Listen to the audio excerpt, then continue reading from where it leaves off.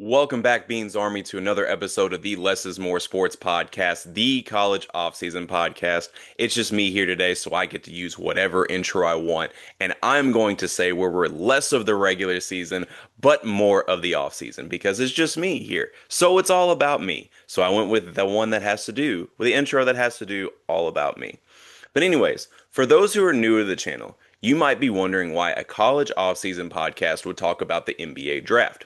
However, like the NFL draft, this involves some of the best players from college leaving and taking that next step. So I am going to give feedback on what players are more equipped for the pro game than the college game, what players peaked in college, what college teams are impacted the most from their star player leaving, and which players had a stellar college career but are possibly going under the radar in the eyes of NBA scouts. But let's be honest. Our loyal listeners probably think this is just some opportunity for me to talk about Cooper Flagg for the next 40 minutes. And I am going to shock the world, and I'm not going to do that. There's nothing left for me to say on this podcast about Cooper Flagg, and it low key gets me emotional. But this may be the last time I get to do a segment on Cooper Flagg on my own show. Since Cooper was about 14, 15 years old, I've been sold on this kid being a top level basketball recruit, and one I've said right here on this podcast is the best American born recruit since LeBron James. What seemed like once forever ago, I patiently waited for him to commit to my Duke Blue Devils, and then his time just came and went in the blink of an eye. But he left a legacy, as in my opinion, Jay Billis's and Mike Krzyzewski's, the best freshman to come through Duke. And if you've been following college basketball for as long as I have, you know exactly how big of a statement that is. Now, as it is time for Cooper Flagg to take the next step in his basketball echelon, it is time for me to put the Cooper Flagg segments to rest officially on the Less is More Sports podcast. The end of an era is as here as we know it. But before I do, it's time to admit that Nico might have cooked. Nico Harrison became the laughing stock of the league and an A1 meme on social media when he pulled the trigger on the controversial Luka Doncic trade. When the Kyrie Irving injury happened, everything just blew up in smoke, and the rhetoric of Nico being the worst general manager in the league became the most popular narrative. But then the unthinkable happened. With a 1.8% chance to get the first pick in the draft, he pulled deep inside his bag of black magic. That is, let's be honest, the one thing in sports that is 100% rigged, the NBA draft. But they would succeed and get that first pick. And with getting that top pick and drafting a can't miss prospect, I look at the way Cooper Flagg fits with this current roster and conservatively. At worst, this team looks like a top three defensive team in the league, which ironically is the whole reason that Nico traded Luka in the first place. But enough about how these players affect NBA teams. This is a college offseason podcast. So, with that being said, I'm going to talk about what team is most affected by their star player leaving for the NBA draft. And that team to me is Maryland.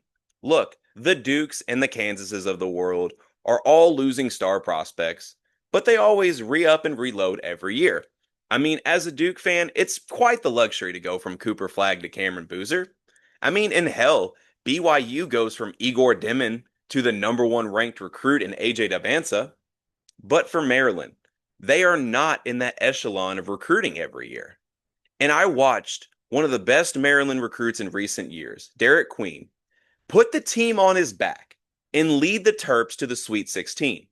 It led to Kevin Willard getting the Villanova job, and the Terps would go on to bring in Buzz Williams to replace him, who is a good coach, but it still leaves a lot of question marks about the direction of the team. Questions that could have answers without losing that star player that they lost in the draft. But For every Derek Queen whose success in college led to an increase of draft stock, there are players who either hurt their draft stock but could still transition better to the NBA than in college. And there's players that played great in college, but it's as good as it gets for them. This is where they peak. But for the player that I think could play even better in the NBA than he did in college, surprisingly enough, because he was pick number 8 to the Brooklyn Nets, and that's Igor Demin. Obviously, NBA scouts see what I'm about to say right now. Because the once highly coveted Russian prospect had a disappointing one season at BYU by some standards, averaging 10.6 points per game on 41% field goal percentage and 27% from three. However, what I see in Demon is a 6'9 point guard, so great size off the rip, but one that is an absolute surgeon in the pick and roll offense. The NBA is heavily predicated on that. And a plug-in guy who averages 5.5 assists a game at the college level, he can plug into any NBA offense and be the lead facilitator.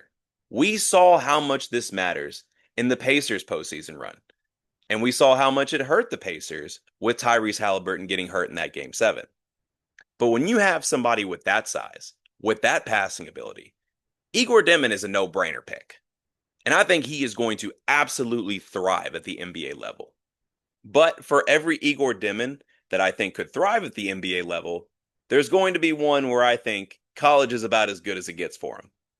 And that, ironically, is the guy who finished runner-up in Player of the Year to Cooper Flagg and Janai Broom, who went with the 35th pick to the 76ers.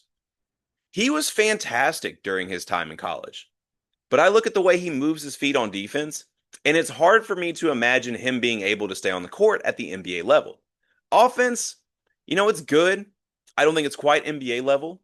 And that's the problem with the NBA game. Either your offense is just otherworldly good, or you have to be able to defend, and in particular, have to defend the pick and rolls. Janai Broom, I don't see that. I look at the way he moves his feet, and I don't think he can shuffle the feet and be able to rotate to where he needs to go on the court to be able to even get the minutes needed to make an impact at the NBA level.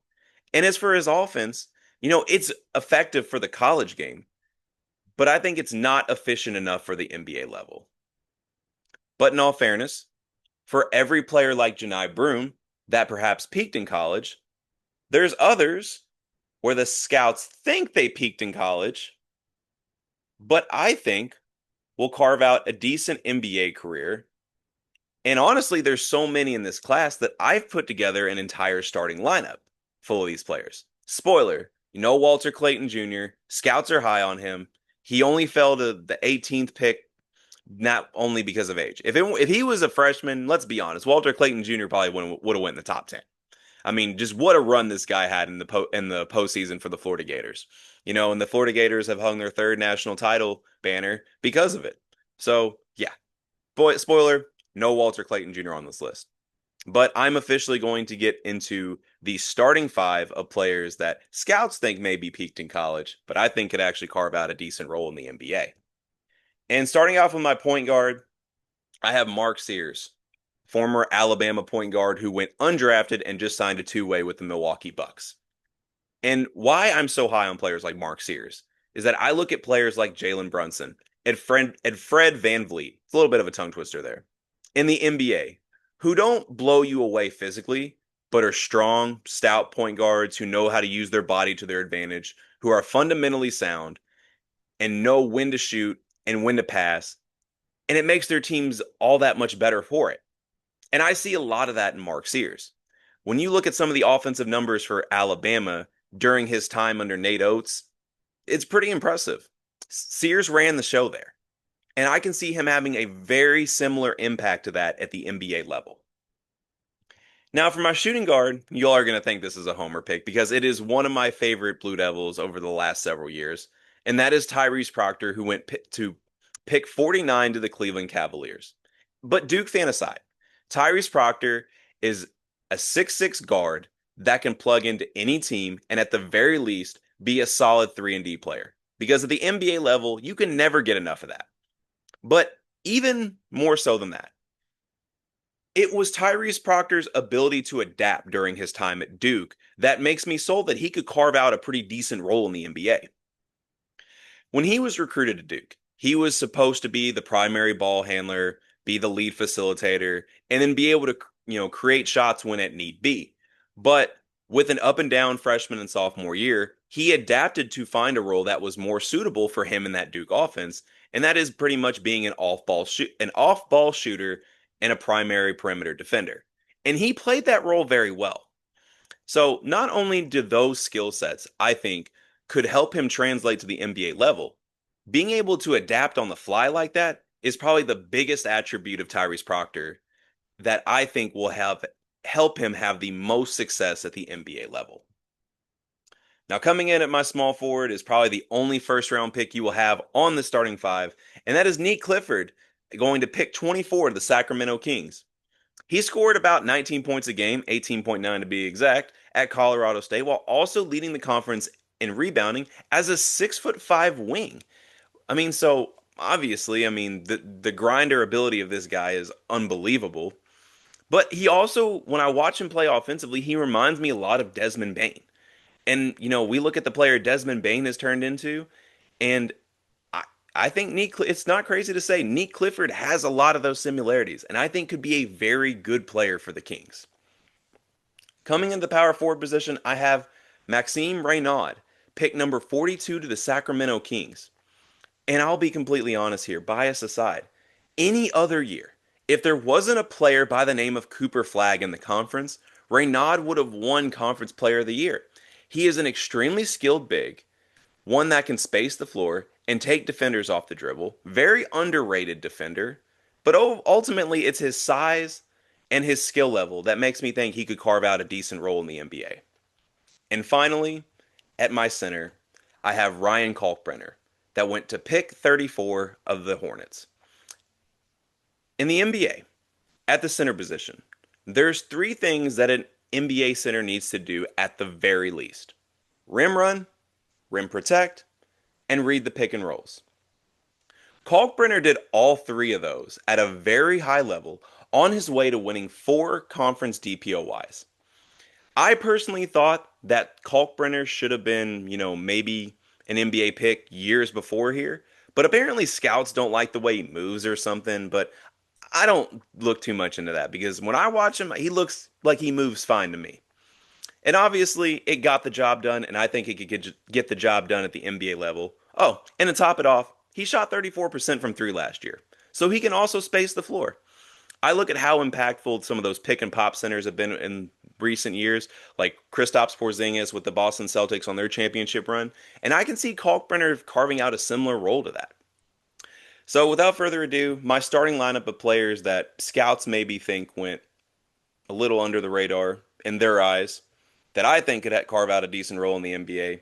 I have point guard Mark Sears, who went undrafted, signed a two-way with the Milwaukee Bucks. Shooting guard, I have Tyrese Proctor going to pick 49 to the Cavaliers. Small forward, I have Neek Clifford going to pick 24 to the Kings. Power forward, I have Maxime Reynaud going to pick 42 also of the Kings. And then at center, I have Ryan Kalkbrenner going to pick 34 of the Charlotte Hornets. And that wraps up about most of what I wanted to say about this year's NBA draft. And let me know in the comments what you think of this segment so far. But one thing is definitely for sure.